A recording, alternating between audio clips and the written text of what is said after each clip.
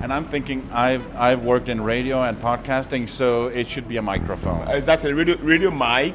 Yes, it's probably a radio mic. What do coffins shaped like a microphone, a suspiciously named cocktail, and a bar full of strangers yelling, "Danish Man in Accra," have in common? Well, that all happened to me over 2 unforgettable days in Ghana's capital. In this episode, we're still in Accra, and if you haven't heard the first one, go back and do that first. And things are gonna get weird, wonderful, and a little bit wild. I'll take you to a workshop where people design their own coffins. A farmer may be buried in a crops, whilst a pilot in an airplane. The royals have been buried also in a lion or an eagle. Shaped like Coke bottles, sneakers, and even microphones. And then when you get buried, you do the mic drop? Yes. Yes, it's possible. Because when Ghanaians go out, they go out in style. And to a bar where my friend Cynthia suddenly says, "All right, I'm going to have sex in the driveway." Right before I am forced to sing. We'll also go to the wrong botanical garden. We're at the wrong park. Last week I said that I only have one more episode from Accra, but it turned out that I have so much from the capital of Ghana, so there will be an extra. But we can't stay in Accra forever, you know. Gotta keep moving. To other parts of the country. So that episode will be out already in 2 days. Yeah, on Thursday. My name is Paa Joe Coffin, and this is the Radio Vagabond. Ghana, singing, coffins, and a literal mic drop. Welcome back to Accra, Ghana. Meet Paa Joe Coffin. He's on a quest to visit every country in the world, one awkward border crossing at a time. This is the Radio Vagabond. So now I'm here in Accra, walking through the city, and I can feel that this city has a lot of layers. There's noise, traffic, the smell of street food in the air, beach bars and pumping music, big glass buildings going up, and then suddenly a crumbling colonial structure from centuries ago. It's all mixed together, the old and the new, side by side. Accra actually started as a small fishing village. The Ga people were the first to settle here, and still many live in the area today. Then the Europeans came. They built forts along the coast. One of the biggest and the most famous is the one I'm standing next to right now, the Fort Christiansborg, also known as Osu Castle. That's a big white building here by the ocean. And if you think that sounds Danish, you're not too far off, because the Danes were here too. This was built in the 1600s. Funny thing, it's called Christiansborg, the same as the castle where the Danish parliament sits back home in Copenhagen. Anyway, this castle has seen a lot. It was originally built by the Portuguese. Then the Danes took over and used it as a trading post for gold, mostly, but also enslaved people. And yeah, that's one of the darkest chapters in Danish history. People were taken from this very coast, loaded onto ships, and then sent to the Danish West Indies, which is now the U.S. Virgin Islands. From there, sugar canes went to Denmark, then weapons and goods were sent back here to West Africa. That was the triangle, and Denmark was very much a part of it. So standing here as a Dane, it hits differently. This place flew the Danish flag for over 200 years. It's hard to wrap your head around. Later the British took over, and after Ghana gained its independence, this place actually also became the seat of their government. Several Ghanaian presidents worked out of this very building. It's not open to the public, but even just walking past it, I can feel the weight of history in its walls. It's beautiful and heavy at the same time.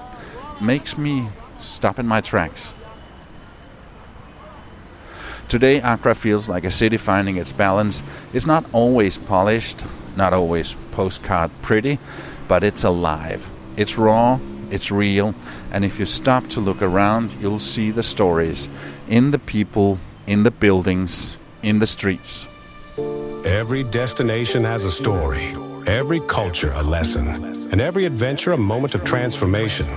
This is the Radio Vagabond. Ghana has a long and interesting history. Let's look in the history book. It didn't just begin with colonization, far from it. Long before the country was called Ghana, powerful African kingdoms ruled the area. These kingdoms had their own armies, leaders, and trade networks that stretched across West Africa.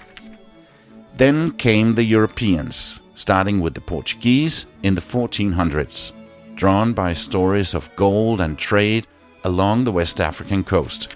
They called the region the Gold Coast because, well, there was gold, lots of it.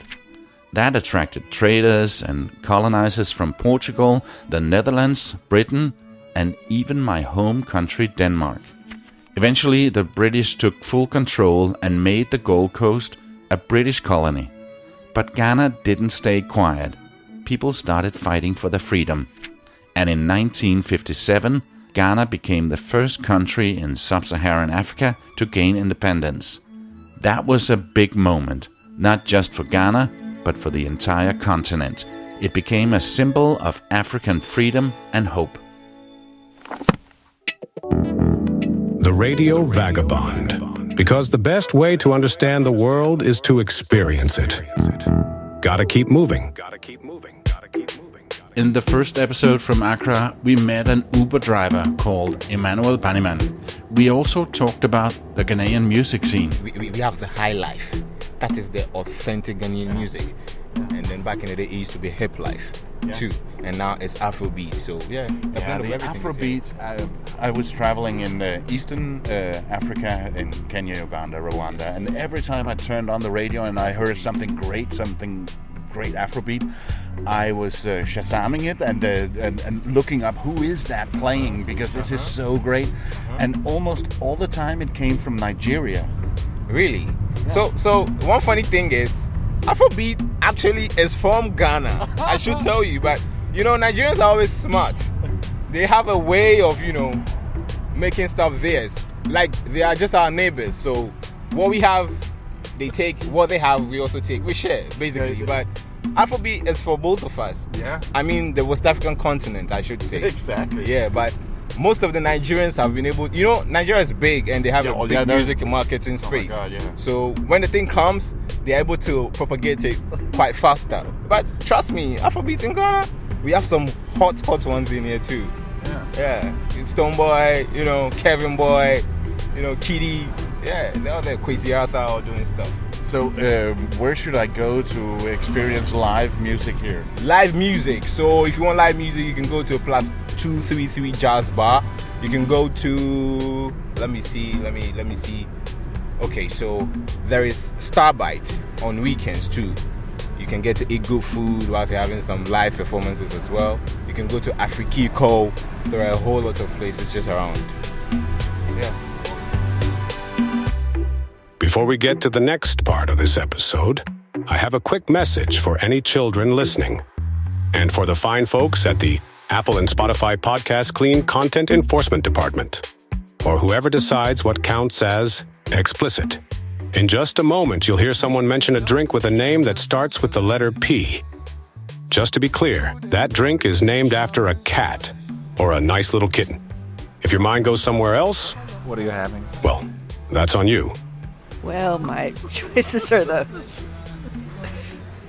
holy water. After exploring Accra a bit, we ended up at this open-air spot. So which one is your favorite? With live music and cocktails with funny, slightly risque names. Wet pussy is nice for me. So. Which is basically a perfect combo. You're saying wet pussy is nice for you? Yeah. Okay. Yeah. And let me tell you, the music scene in Ghana is no joke. Sex in the Driveway actually sounds pretty good.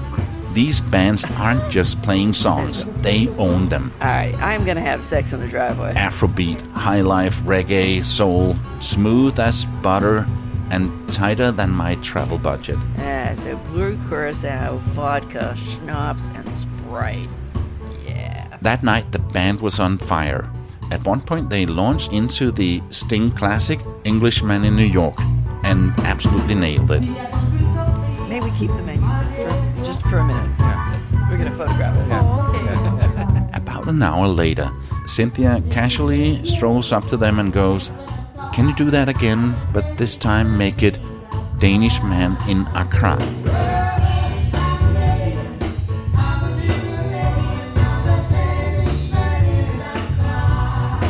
And to my surprise and slight horror, they said yes.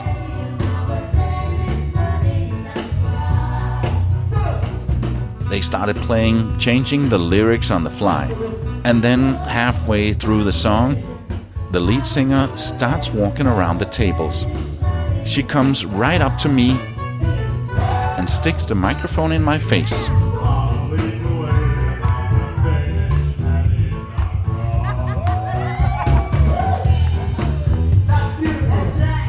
Let's just say Sting's job is safe.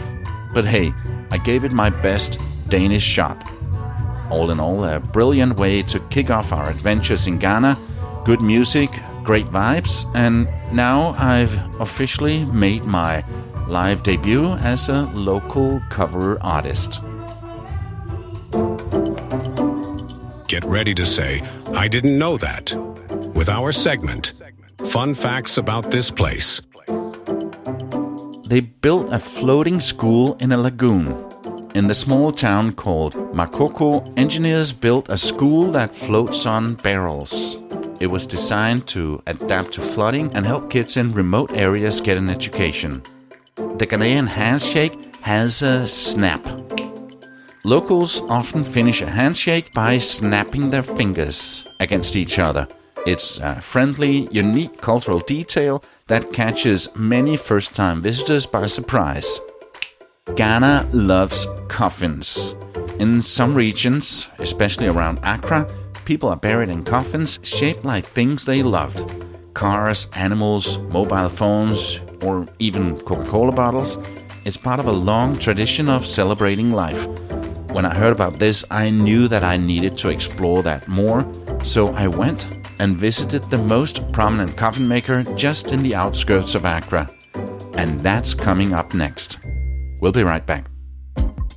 Ever find yourself hitting rewind just to figure out how a podcast pulled you in? Right. Like, what's the magic behind a story that truly resonates? And that's what has us so intrigued by Paa Joe. And he's a bit of a perfectionist, isn't he? He is, but it's not just about making things sound, like, clean, you know? He's not just getting rid of every breath. It's more about crafting the listening experience. Yeah, it's like taking a raw sound file and turning it into a polished gem or something. Exactly. He knows when to let a pause breathe, when to add a little music, when to bring in a sound effect to really heighten the impact. It's all very intentional, very strategic. Like that Travel Podcaster of the Year award he won in 2024 for the Radio Vagabond.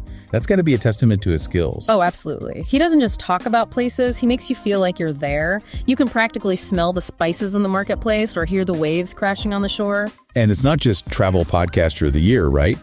He's been nominated for other big awards, too, like the Pre-Radio and the TBX Award. Right, which shows his work resonates across different areas of the audio world. It's not just that one podcast that's successful.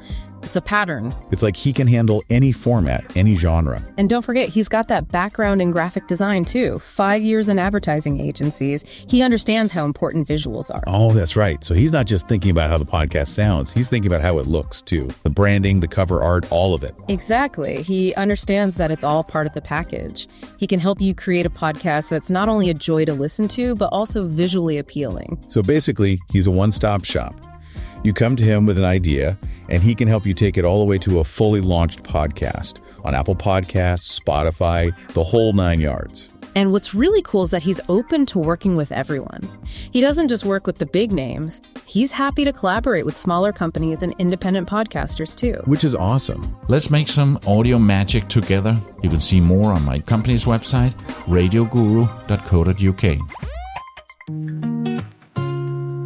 Let's uncover the fascinating origin of this destination's name. This is the story behind the name. So where does the name Accra come from? It actually comes from the word Nakran, used by the local Ga people. And that means ants. Yeah, ants. And not just any ants. These are soldier ants. Aggressive, fast-moving, and known to travel in big, unstoppable lines. The Ga people saw them as a symbol of strength and movement. But how does Nakran become Accra? Well, the word was later mispronounced and shortened by, Europeans. And over time, Nakran became Accra. So, Ghana's capital is basically named after a tiny insect with a serious attitude. Chasing adventure, dodging bad Wi-Fi, and embracing the unexpected. The Radio Vagabond. Gotta keep moving, gotta keep moving, gotta keep moving. One thing you will only find here in Ghana is the tradition of fantasy coffins. People here don't just get buried in a regular wooden box. They get buried in style. It's all part of celebrating life, not just mourning the loss. And honestly, it's kind of beautiful and very, very Ghanaian. We went to the most famous place doing this. It's called Paa Joe Coffin Works, named after the legendary artist himself, who's been making these masterpieces for decades. And while Paa Joe wasn't there when we visited, his son Jacob welcomes us. Hi, Jacob. Hi, how are you? You are Paa Joe's son, so you are son. Yes. Yes, or Junior Paa Joe. Junior Paa Joe. What does that mean? Small Paa Joe. Oh, okay. Oh, small Paa Joe. Oh, yeah. Got it. He's carrying on the family tradition, building coffins that are less about death and more about storytelling. So I walk around in their showroom with Jacob to find out more about the craft, the symbolism, and what it's like to run a business where the product is, well, someone's final ride. And your dad started this thing back in the 70s? Yeah. Actually, the trade started in 1950. But then the kings and the queens in the country, but then that was in a Gold Coast. So they were being carried in palanquins. Yeah. When you know palanquins, like an object with a throne in it. Yeah. So there was a king who commissioned a cocoa pod palanquin for a festival. Yeah. But unfortunately, he died before the festival. Yeah. So the family have to convert the palanquin into a coffin. And from there, people got interested. Yeah. Until 1960, when Paa Joe's uncle, Seth Kanokwe, he was a carpenter, an ordinary carpenter in the country. Yeah. But he got the idea from the palanquins. So when their grandmother died, they made a coffin in the shape of an airplane. By then, the Kotoka International Airport was under construction. So the grandmother was yearning to travel overseas, but unfortunately, she couldn't, and she passed away. So they tried to make a coffin in the shape of an airplane to escort the grandmother to heaven. Yeah. Yes, and so in 1962, Paa Joe got himself trained under his uncle Kanekwe, who was the second inventor of this fantastic coffin. Yeah. And so Paa Joe learned from there to 1972, and he graduated. So it took about 12 years to study this own fantastic coffin from his uncle. Yeah. You'll see coffins shaped like Coke bottles, sneakers, mobile phones, lions, even luxury cars. It all depends on the person's job, hobbies, or personality. A fisherman might be buried in a coffin shaped like a big fish, a teacher might get a chalkboard, and someone who loves flying might ride off in a coffin shaped like a jumbo jet. A fantastic coffin in Ghana, we have a tribe called the Ghan, and that's where Paa Joe belongs to, a tribe. And they call it Abeboa Adeka. Abeboa Adeka. Meaning boxes of proverbs. Yeah? Yes. Boxes of proverbs. You see, you can't be buried in any kind of coffin. No. Coffins are being used, to bury someone depending on the person's career. Yeah. Or the person's interest, symbol, what the person is addicted to. Yeah. Believing life still continues in the afterlife. Yeah. Yeah, so a farmer may be buried in a crop's vegetables, whilst a pilot in an airplane, the royals have been buried also in a lion or an eagle. Yeah. So this makes it. Yeah, let's just get some other examples. If you're a driver, it would be a car. Exactly. If I saw a finger with a beautiful nail. Yes. It's when you've done nails, you would be buried in a coffin. Looks like a finger with a beautiful nail. Yes. Or when you are too addicted in putting on nails, you are too addicted. So you continue doing this whilst in the afterlife. Yeah. But is it a Ghanaian tradition? Yes, it's a Ghanaian tradition. That's it. So, but not all the people in Ghana are being buried in coffins like these. Oh, they're expensive. Not really. Not the price. Okay. But most of the traditional. Okay. You see, it's a traditional piece. So people who are not Christians are being buried in, but the Christians are not being allowed to bury in. The only coffin, a fantasy coffin, a Christian can be allowed to be buried is a Bible or a church building. Okay. Yes. Looking at the ship. Yeah. Yes, because the graveyard, is customized. So with the size, but with the traditional cemetery, it's a vast land. So you can go there with any huge coffin. Yeah. We'll be back with more from Jacob here at Paa Joe Coffin Works. Now, let's have a look at some more interesting facts about Ghana. In the first episode from here, we already took a look at the size, location, languages, religion, and the flag. But there's more. What's the typical local food? Ghanaian food is full of flavor. It's often spicy and filling. Some popular dishes are jollof rice, waki, rice and beans, and fufu with soup. Fufu is a mashed cassava plantain, thick and stretchy. It's eaten with your hands and dipped in soup. What's a typical local beer? The most popular local beer is club beer. It's light and easy to drink cold in the heat. Other local beers include Star Beer and Eagle Lager. You'll find them everywhere, from roadside bars to restaurants. Famous people from here. The most famous person from Ghana is probably the former Secretary General of the United Nations, Kofi Annan. Famous proverb from here. The rain does not fall on one roof alone. This means that everyone faces trouble at some point. Wisdom is like a baobab tree. No person can wrap their arms around it. This means that you can't know everything yourself. You need others. And that was Facts About Where We Are. Back at Paa Joe Coffin Works and his son Jacob, I mentioned that this place has gotten a lot of attention. Many famous people have dropped by this coffin workshop studio. Not only the most famous Ghanaian, Kofi Annan, that I just mentioned, but also Bill Clinton. Yes. Even when Bill Clinton was president. Yes, and Jimmy Carter. Yeah. They've dropped past by the studio, to meet Paa Joe in person. Yeah. So when let's just say Bill Clinton, he was here. He was with the whole entourage and yes.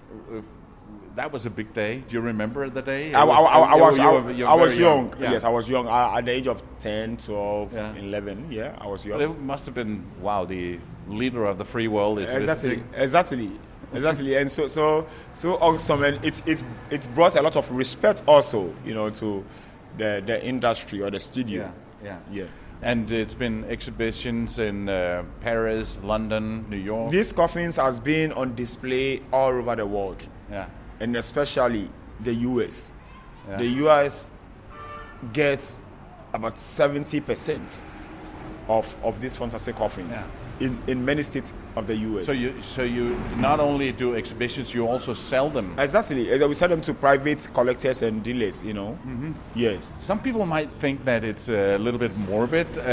You're putting some fun and excitement into funerals. Exactly. So and where I come from, funerals are always very sad, but a traditional Ghanaian funeral is different, isn't it? Exactly. So when these pieces of coffins are being carried on a procession, come on, people doubt. People They said, well, can someone fit inside, but there's someone inside? He's right. Some of the coffins seem quite small. And I can see how people would say, how can someone fit inside that coffin?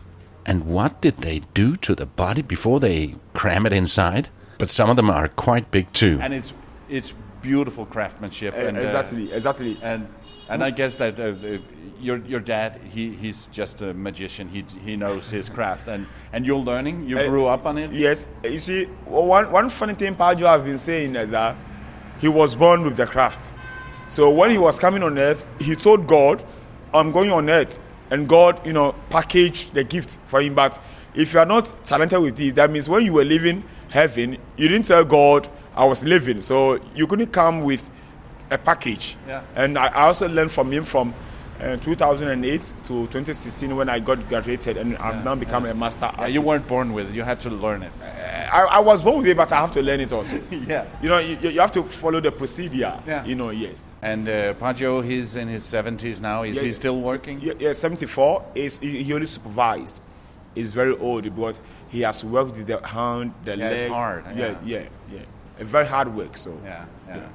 So that's the reason we are putting up this art space where we are going to also have a workshop for students abroad who can come over and also try their hands with the working tools on how to make these fantastic coffins. Yeah.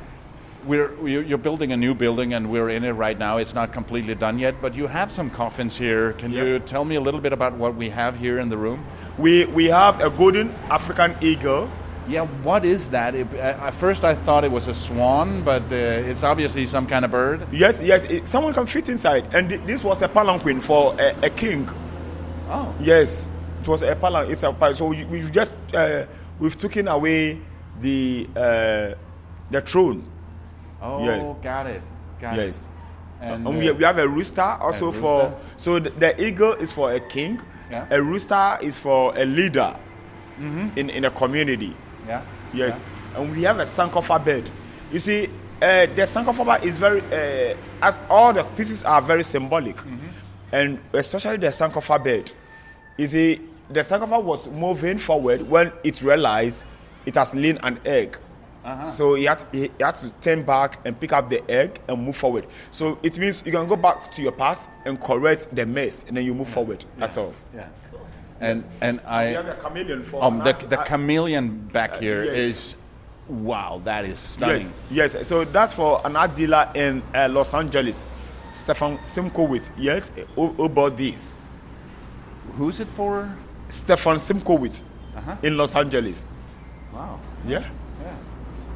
And we have the red fish for a fisherman. We have a lion also for the royals. We have a tilapia fish also for a specific fisherman who always catch the fish. And we have a turkey also for a poultry farmer. Yeah. And we have Roland 808 for a musician, for a DJ. Whoa. Yeah. What are some of the weirdest things that you've done? What are some of the most wow? A cobra. A cobra? Yes, a cobra. Yeah. Yes, a cobra coffin. Yeah. And what are you going to be buried in? A coffin? Yes, a coffin. Yeah, but you have to have a cool one. Yeah, sure. Maybe I remember in a Bible. Okay. Yeah. Yes, maybe in a Bible. And I'm thinking I've worked in radio and podcasting, so it should be a microphone. Exactly, radio mic. Yes, it's probably radio mic. And then when you get buried, you do the mic drop. Yes. Yes, it's possible. That is cool. Yeah, just imagine me getting buried in a giant microphone-shaped coffin, followed by the ultimate mic drop, straight into the ground. Not a bad way to go out, right? One final question. You said that it's not expensive, but if somebody wants to commission that it depends. So it depends because the fish is not as extravagant as the... Exactly, the chameleon, yes. Yeah, so probably if it's going to be used for burial, the fish could take probably $2,000 because of the materials. But when it's for an exhibition or private collection, 20,000, 18, 15,000 because of the materials. Because we have to use the hardwood. Yeah. Yes. But when for burial, we have to use the softwood and any common and ordinary materials. You can explore these creations and stay updated through their official Instagram account. I'll put the link in the blog post. And for more in-depth information, The documentary Paa Joe and the Lion offers a fascinating look into the life and work of Paa Joe and his son Jacob. Thank you so much. Thank you too. And nice speaking on your radio. Yeah. I put the trailer for this film and photos from the workshop in the blog post, and trust me, you've never seen anything like it. And that's it for part 2 of my Ghana adventures, and already in 2 days you'll get one more from Accra. In that one we'll dig deeper into Ghanaian society, from income gaps to why the locals keep talking about ministers, like a lot of ministers. Yeah, apparently it went down at least from 173 to 154. We'll have the Vagabond hotline, where the topic is the strangest thing that you've ever eaten while traveling. Because sometimes when you travel, trying local food is a part of the adventure. And then there are moments when you're staring at something on your plate thinking, am I really gonna eat this? You still have time to send me yours, but just don't use my Instagram account since it's been hacked. You might have heard about that if you're following me on Facebook. So go to the radiovagabond.com/contact and fill out the form or record a voice message. Plus, in the next episode, an unforgettable meetup with locals in a city mall. My name is Paa Joe, and I gotta keep moving. See you in 2 days. Radio Vagabond. Produced by RadioGuru.co.uk.